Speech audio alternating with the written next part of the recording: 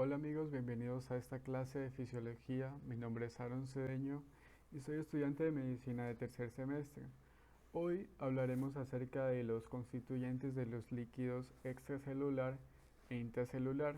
También hablaremos sobre la medida de los volúmenes de líquido en los diferentes compartimentos hídricos del cuerpo. Y finalmente la determinación de los volúmenes de compartimentos líquidos específicos.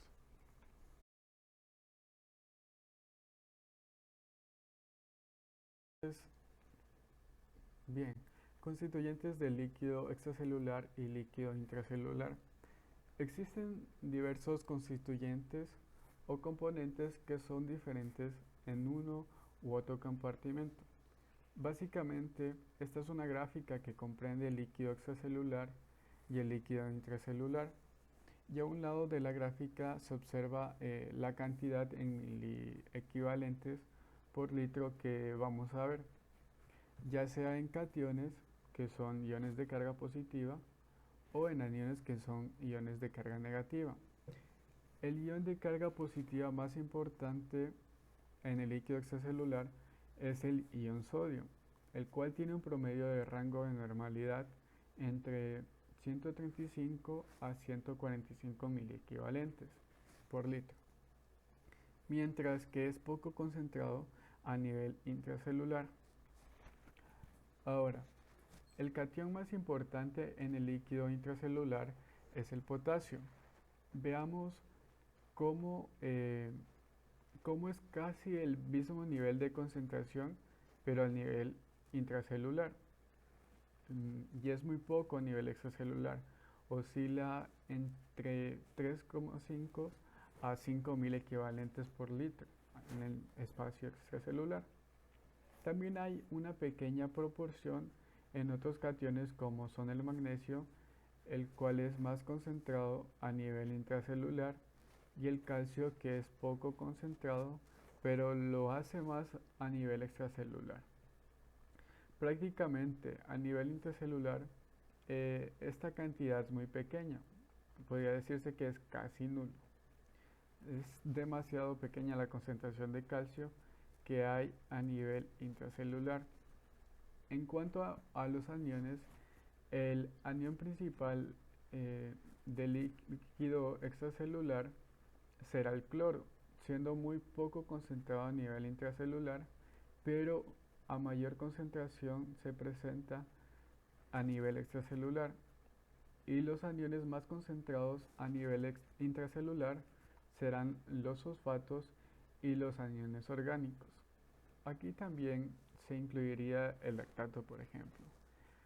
A nivel extracelular tenemos que considerar que el bicarbonato, como más concentrado fuera de la célula que dentro, y las proteínas también, que son principalmente de carga negativa y que se encuentran más concentradas a nivel intracelular que a nivel extracelular.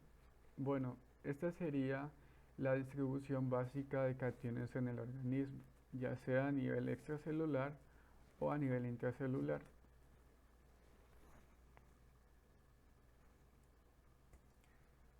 Bien, vamos a hablar acerca de la similitud de la composición iónica del plasma y del líquido intersticial, eh, principalmente entendiendo que el líquido extracelular se haya compuesto por el plasma o líquido intravascular y el líquido intersticial, mientras que el líquido intracelular se va a hallar representado por el líquido que se haya contenido en las células. Bien, eh, como mencionamos antes ya en la tabla, vimos que los valores del sodio eran de 135 a 145 y los demás cationes y aniones con su respectivo valor. Bien, eh, aquí hay algo importante. El líquido intersticial posee la misma composición que el líquido intravascular, excepto que tiene muy pocas proteínas. Bueno, ¿por qué sucede esto? Esto pasa debido a que plasma y el líquido intersticial están separados solo por membranas capilares muy permeables. Por tanto, su composición iónica es similar. La diferencia más importante entre estos dos compartimentos es la mayor concentración de proteínas contenidas en el plasma, debido a que los capilares tienen una permeabilidad baja a las proteínas plasmáticas. Solo pequeñas cantidades de proteínas pasan a los espacios intersticiales en la mayoría de los tejidos, y esto se origina debido al efecto de equilibrio de Gibbs-Donan, el cual consiste en un equilibrio que se produce entre los iones que pueden atravesar la membrana y los que no son capaces de hacerlo. Es en donde las composiciones en el equilibrio se ven determinadas tanto por las concentraciones de los iones como por sus cargas. Por ejemplo, las proteínas que no se difunden a través de la membrana semipermeable están presentes en un compartimento fluido como el líquido vascular y por tanto atraen así a los iones cargados positivamente, pero repelen los iones cargados negativamente. En esto consiste el efecto Donan. Por tal razón, la concentración de iones con carga positiva, es decir, cationes, es ligeramente superior en el líquido intravascular en un 2% que en el líquido intersticial. Como les mencionaba, esto se debe a que las proteínas plasmáticas tienen una carga negativa neta y por ello tienden a ligar cationes como son los iones de sodio o potasio, y así manteniendo cantidades extra de estos cationes en el plasma junto a las proteínas plasmáticas. Por el contrario, los iones con carga negativa tienden a tener una concentración ligeramente superior en el líquido intersticial que en el plasma, porque las cargas negativas que las proteínas plasmáticas hacen que repelen los aniones con carga negativa, pero con un sentido práctico. Es decir, que las concentraciones de iones en el líquido intersticial y en el plasma se consideran aproximadamente iguales, mientras que en los constituyentes del líquido intracelular, este líquido se halla separado del líquido extracelular por una membrana celular, claro, la cual es permeable al agua, pero no a la mayoría de los electrolitos del cuerpo.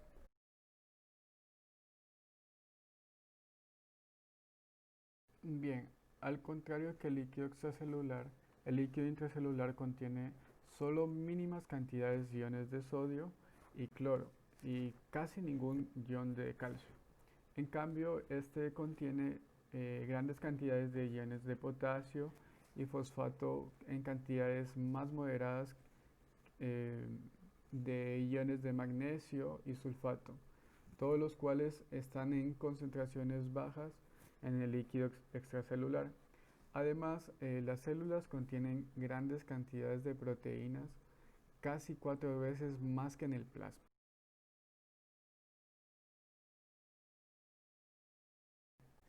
Medida de los volúmenes de líquido en los diferentes compartimentos hídricos del cuerpo. El principio de la dilución del indicador. Bueno, ¿en qué consiste? Consiste en que el volumen de un compartimento líquido en el cuerpo puede medirse colocando una sustancia indicadora en el compartimento, permitiendo que se disperse de forma uniforme por todo el líquido del compartimento y después se analiza la extensión con la que la sustancia se diluye. Hablaremos sobre esta figura, la cual muestra este método de dilución del indicador, el cual sirve de medida del volumen de un compartimento líquido. Este método se basa en el principio de la conservación de la masa, lo que significa que la masa total de una sustancia tras la dispersión en el compartimento líquido será la misma que la masa total inyectada. En este ejemplo mostrado, una pequeña cantidad de colorante que se haya contenido en la jeringa se inyecta en una cámara y se permite que la sustancia se disperse por toda la cámara hasta alcanzar la misma concentración de todas las partes. Después se extrae una muestra de líquido y se analiza su concentración.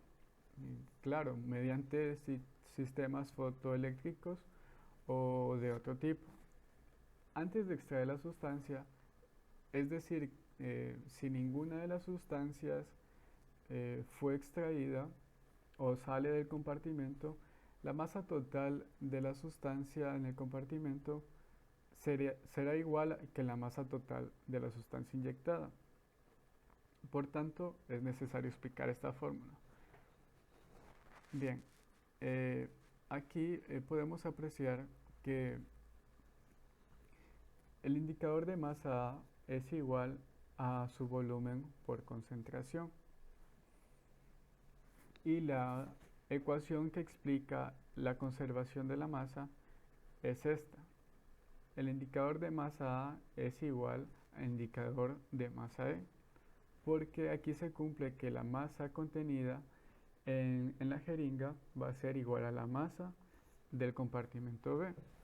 Por tanto, lo explicaré de la siguiente manera. El indicador de masa A es igual al indicador de masa B.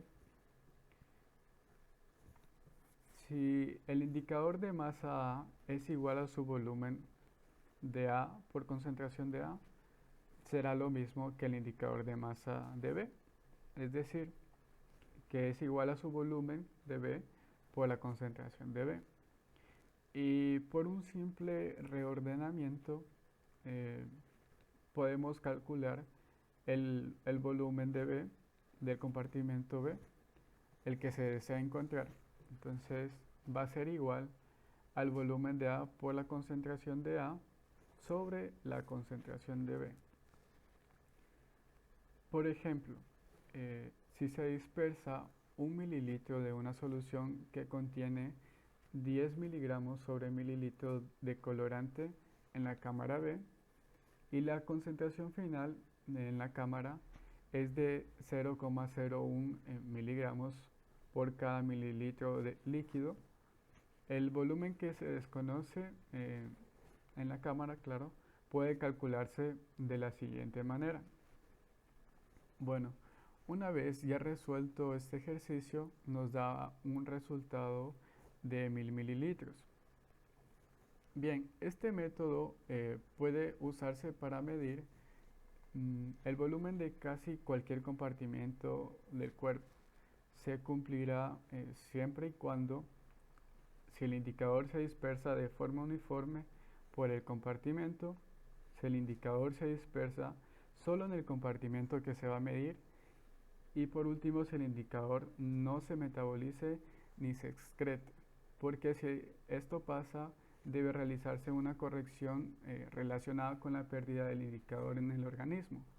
En resumen, este método sirve, pero pueden usarse varias sustancias para medir el volumen de cada uno de los líquidos corporales.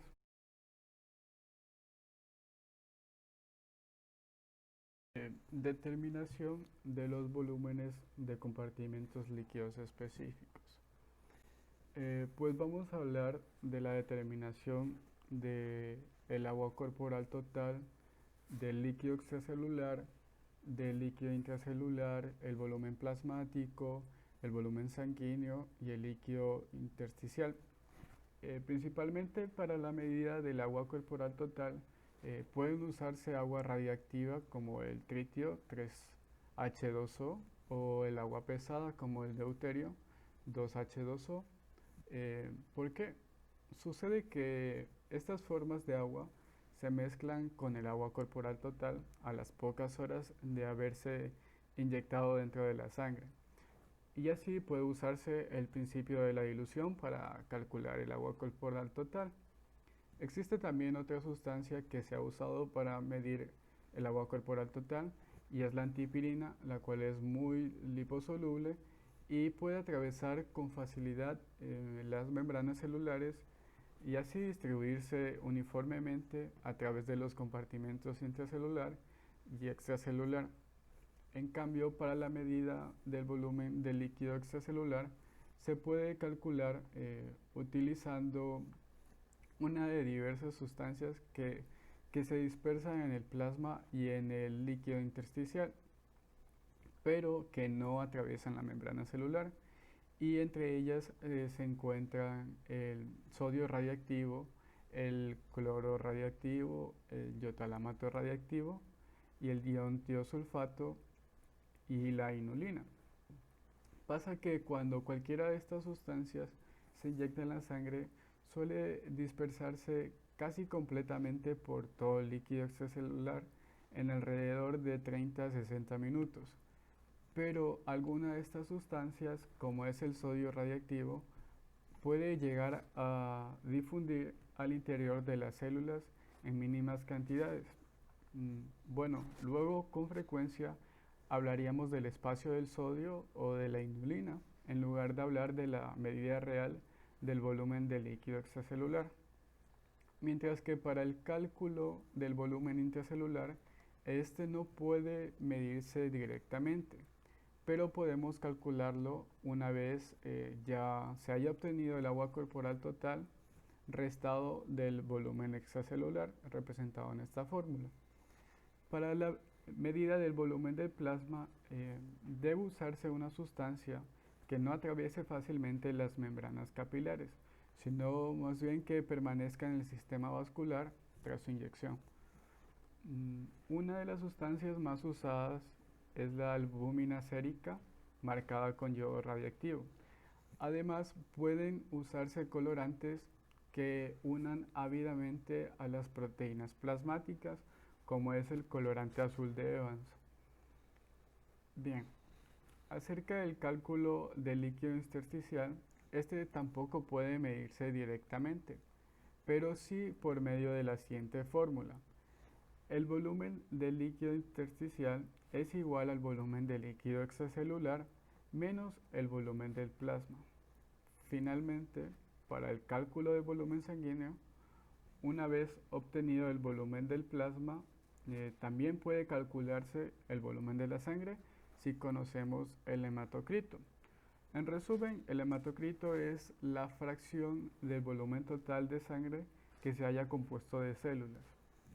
Y por tanto, usaremos la siguiente ecuación.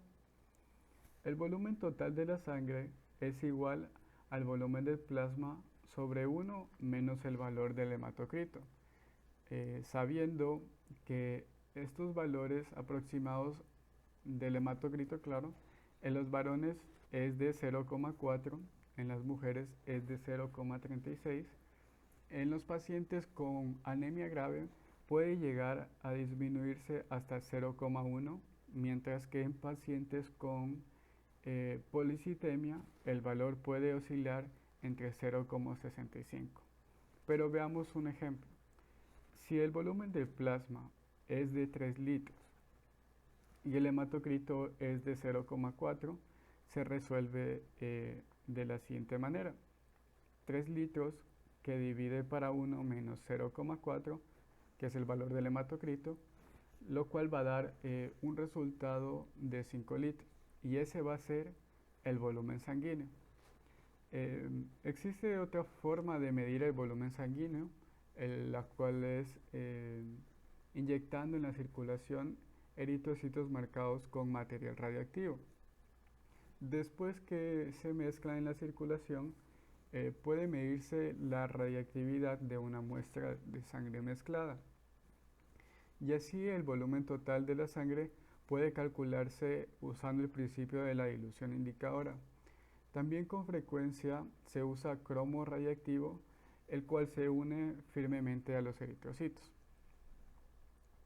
Bueno, y me gustaría finalizar esta clase con este personaje muy importante al cual se le conoce por el nombre de Nikola Tesla, quien fue un ingeniero mecánico, un inventor, un físico muy reconocido, el cual dijo que la vida es y siempre seguirá siendo una ecuación incapaz de resolver, pero tiene ciertos factores que conocemos.